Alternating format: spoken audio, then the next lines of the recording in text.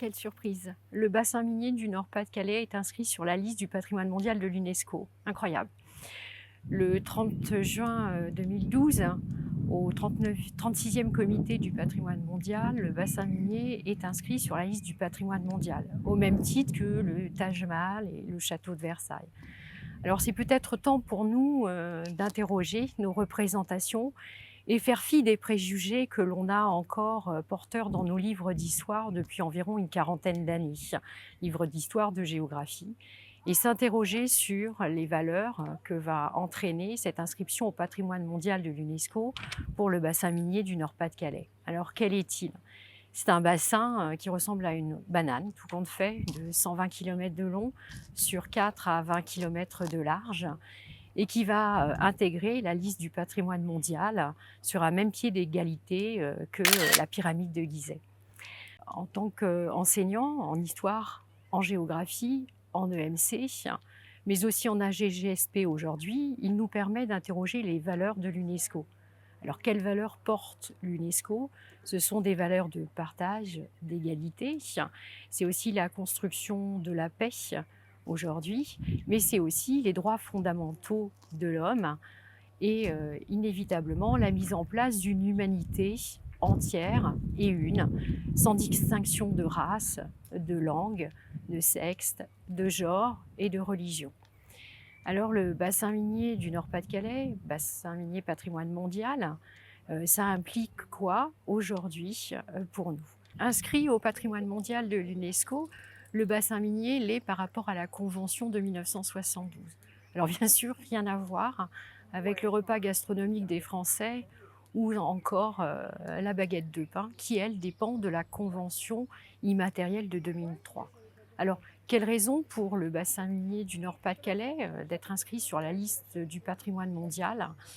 Tout d'abord, c'est parce qu'il est porteur de valeurs universelles et exceptionnelles. Alors universelles, parce que ce bassin minier du Nord-Pas-de-Calais est, comme tous les autres bassins miniers, un espace dans lequel se sont construits des paysages avec la révolution industrielle, des luttes ouvrières, et que partout dans le monde, que l'on soit au Japon ou en Écosse, il résonne dans l'ère industrielle. Alors pourquoi maintenant exceptionnel? Il est exceptionnel parce qu'il est sur un espace qui a été conservé de manière assez large et que cet espace est porteur et héritier d'une mono-industrie, une mono-attractivité aussi, qui est celui de la mine. Alors qu'ailleurs, il a été moins sauvegardé, ici, on a des sites exceptionnels qui ont été sauvegardés. Alors avant de passer à autre chose, je rappelle aussi que le bassin minier est inscrit sur la liste de l'UNESCO. Il n'est pas classé. Le classement implique une hiérarchie des valeurs qui n'existe pas au niveau du patrimoine mondial sur la liste de l'UNESCO. À l'origine, c'est plus de 1000 biens patrimoine mondial qui ont été repris sur 163 communes. Et à l'arrivée, ce ne sont que 25% du bassin minier qui est inscrit au patrimoine mondial de l'UNESCO. Ces 25% sont composés de cités minières, de terris, de mines, mais aussi de paysages conservés exceptionnels. Alors, ce n'est pas la mine X dans le bassin minier ou la cité Y qui est inscrite, c'est bien un tout, un ensemble porteur de ces valeurs de l'inscription. Dans quoi s'insère-t-il aujourd'hui? Il s'insère dans un tout. La liste du patrimoine mondial de l'UNESCO, c'est plus de 1157 biens, aujourd'hui partout dans le monde, avec 49 biens au patrimoine mondial de l'UNESCO qui sont des biens français, dont 42 biens culturels, 6 biens naturels et aussi un bien mixte. Alors, quelles conséquences pour les populations de cette inscription du bassin minier? Le bassin minier est inscrit en tant que patrimoine paysage culturel, évolutif et vivant. Paysage culturel, ça veut dire qu'il a été façonné entre l'homme et la nature, vivant, qu'il y a 1 200 000 personnes qui y habitent, et évolutif, qu'il a évolué, qu'il a été façonné au fur et à mesure du temps. Quelles conséquences donc pour les habitants?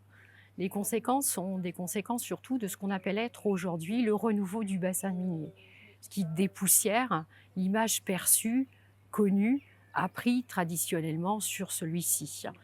Cela évoque trois éléments actuels de renouveau.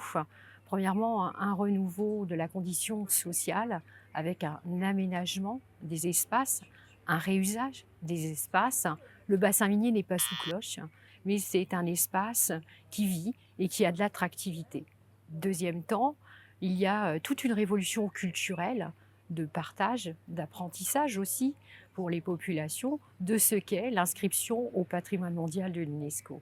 Et enfin, dans un troisième temps, on voit apparaître une augmentation du tourisme. La dimension touristique est importante aujourd'hui au niveau de cet espace et permet un renouveau évident. On peut se poser la question en conclusion, tout compte fait, cette inscription pour qui? Pour et avec les habitants. Un bien inscrit en tant que patrimoine mondial de l'UNESCO sur la liste, qu'est-ce que ça sous-entend? Ça sous-entend pour les populations futures un héritage, et pour celles qui vivent le bassin aujourd'hui, c'est le sauvegarder, le conserver, le protéger. C'est aussi pour nous, en tant que professeurs, l'occasion de réfléchir sur un autre perçu de ce bassin minier. Alors si c'est notre rôle d'enseignant de déconstruire les idées reçues sur le bassin minier du Nord-Pas-de-Calais, moi ce que je vous propose par exemple, c'est de commencer par l'étude des cités minières pour en finir avec Bienvenue chez les Ch'tis et revoir l'image transplantée et transportée plutôt par Zola. Et je vous invite à faire le tour de cette cité rapidement de Pécancourt